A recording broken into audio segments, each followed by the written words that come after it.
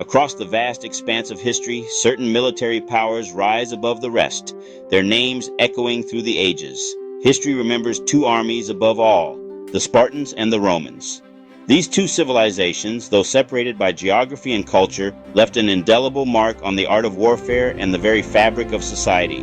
The Spartans, icons of discipline and brotherhood, their very name synonymous with courage and martial prowess.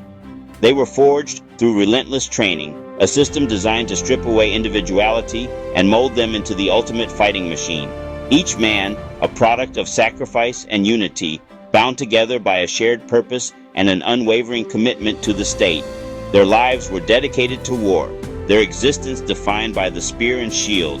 The Romans, engineers of empire, a pragmatic and adaptable force that conquered and controlled vast territories for centuries.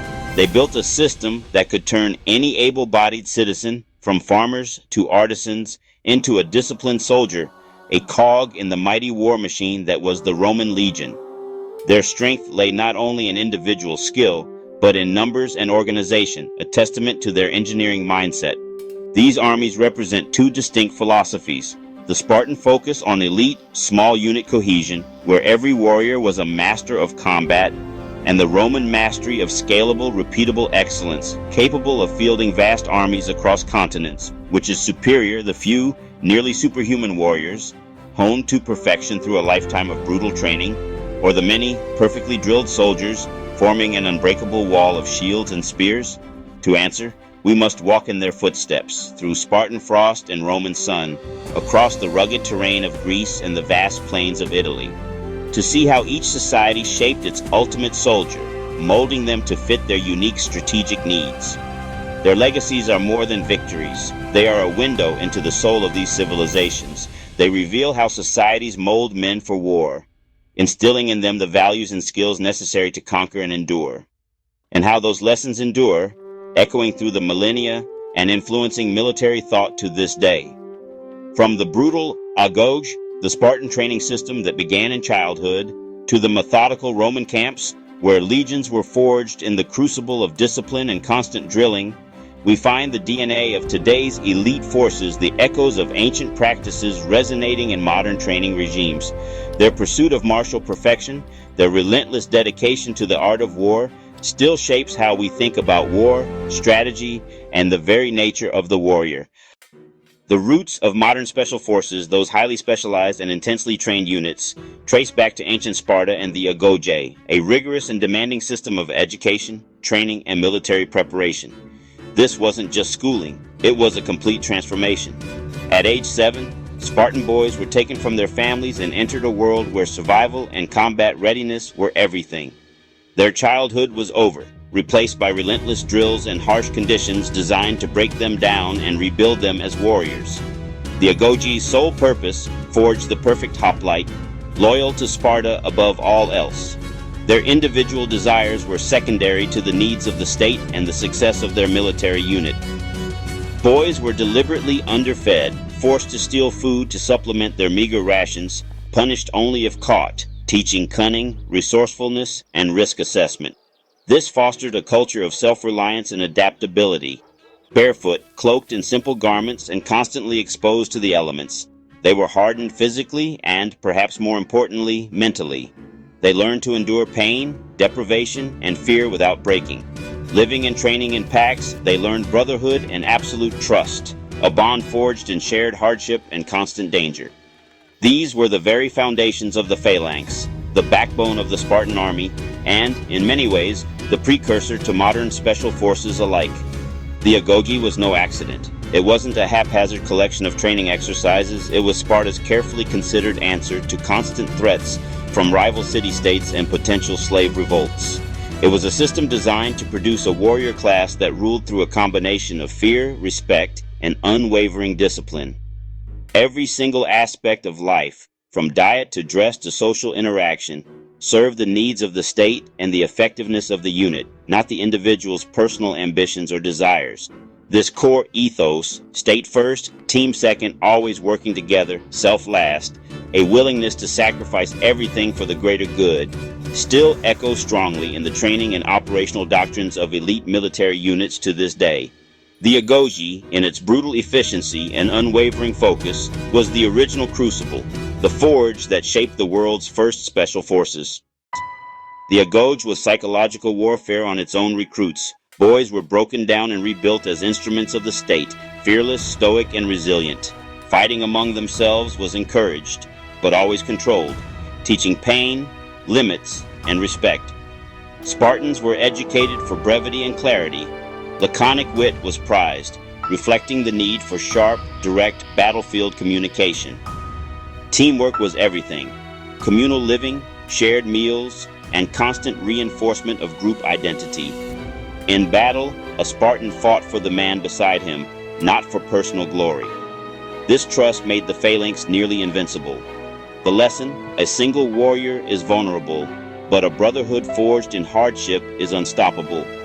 Modern special forces still select for this ability to subordinate self to team and mission. The Spartans understood unity is the ultimate weapon.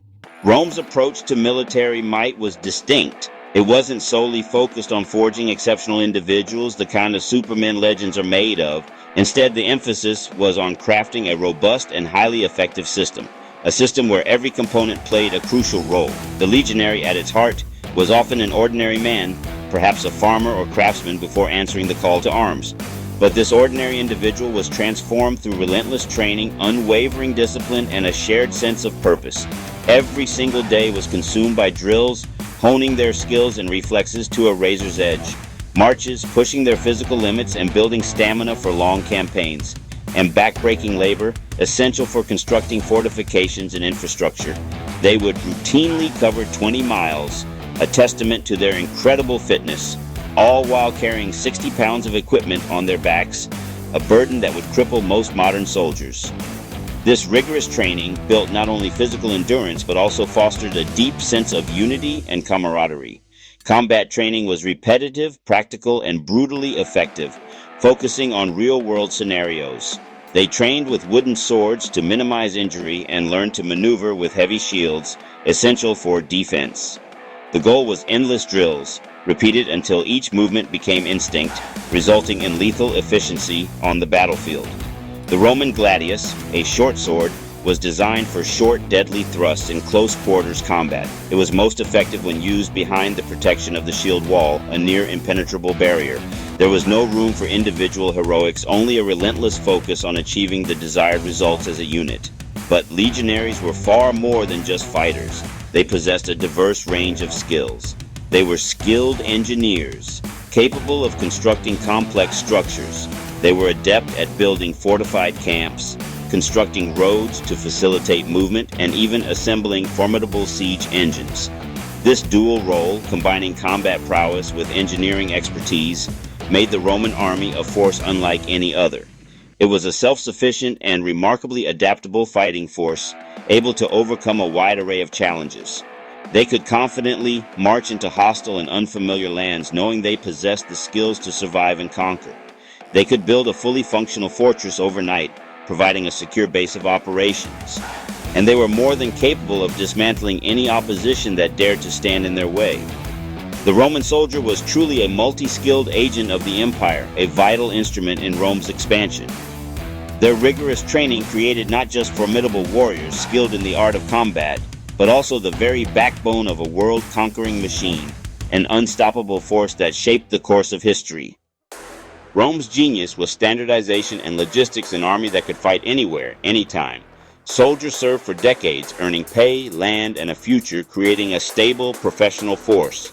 Every legion from Britain to Syria trained and equipped to the same high standard. Adaptability was key. Romans learned from every enemy, evolving tactics and weapons as needed. Their system enabled massive campaigns. Caesar's conquest of Gaul was a feat of logistics and engineering. Unlike the Spartans, Romans could wage long, distant wars, perfect for empire building.